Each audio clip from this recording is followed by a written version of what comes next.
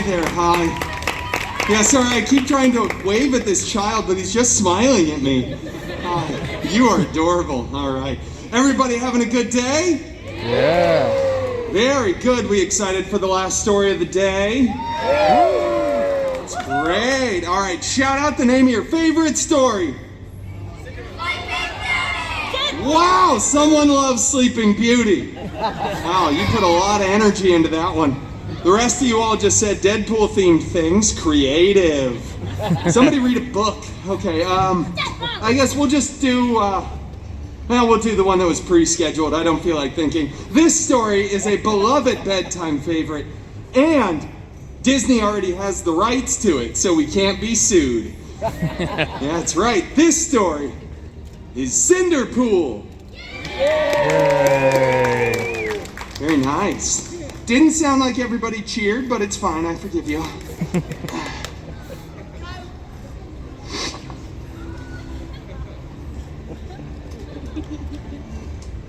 It's not even a light bulb in there. All right, I'll have to talk to my techs about that. Once upon a time, you know, it just doesn't feel right when I do that with myself. We should all say those magical words together. Ready? Once upon a time. That was the best one of the day. I'm so proud of all of you.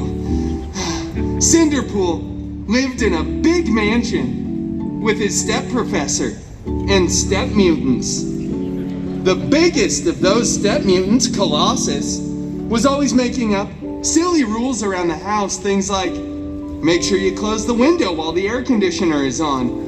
And for the love of Feige, stop Donald ducking around the house. Put some pants on. What is wrong with you? Have you no...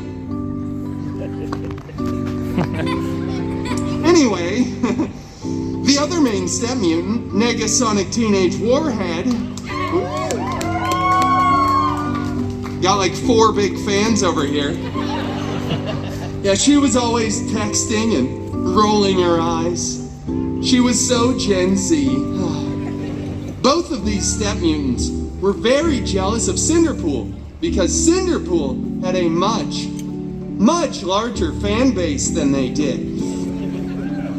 Now one day, a non-union extra went running in front of the mansion screaming King Thanos was going to have the biggest battle of Phase 3. And we all know that was the last good phase. Now, Cinderpool desperately wanted to go to that battle, but Colossus said, "No. It is too dangerous, and you are not a good part of the team." And then he rips apart Cinderpool's favorite costume, and Negasonic blasts it with her mind powers. It was so cool, so Gen Z, so on fleek, no cap, Sigma, Skibbity, Ohio.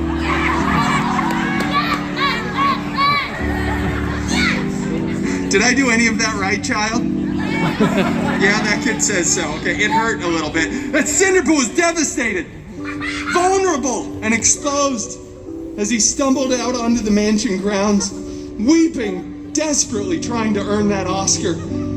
But then he looked up and saw, beginning to form, a magical golden sparkle circle. And out of that sparkle circle stepped his fairy hairy god-mutant.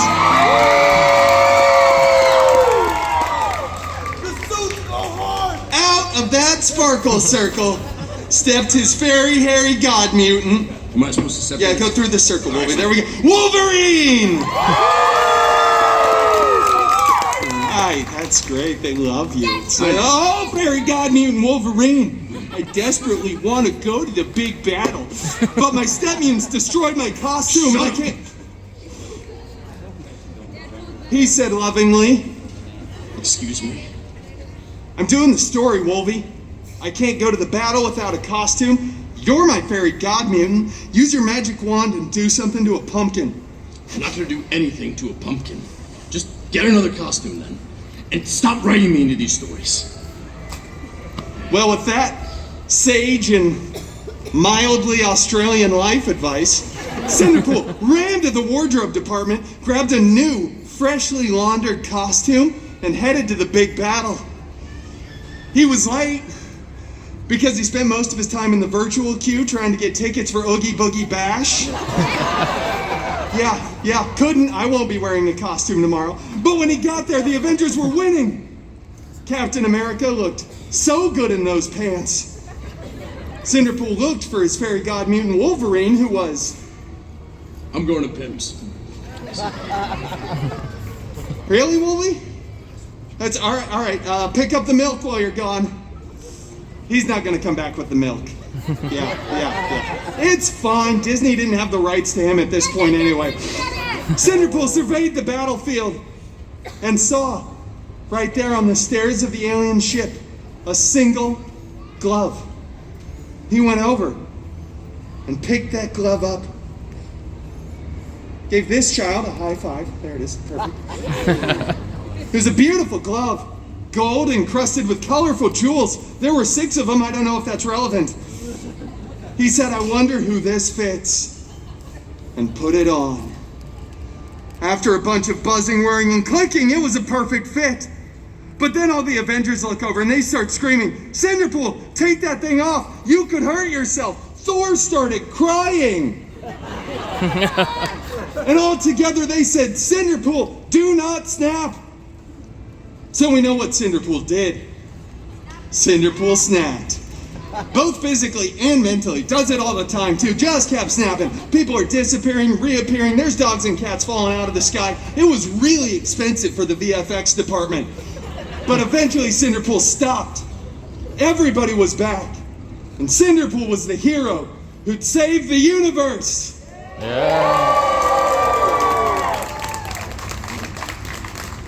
Then, all the Avengers tackle Cinderpool to the ground, rip the glove right off of his hand, blah, blah, blah. Years later, they remake the film. They AI Tony Stark's head onto My Beautiful Body, and it goes on to become the most profitable film in the Feige universe, the FCU.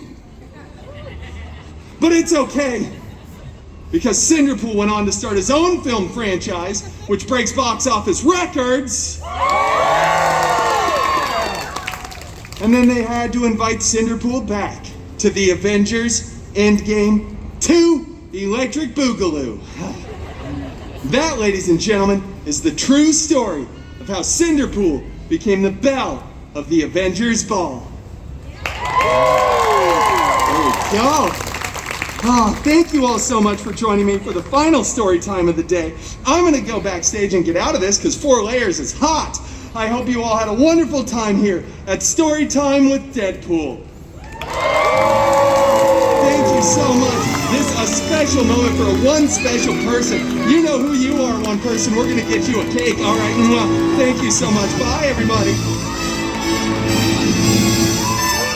Aww.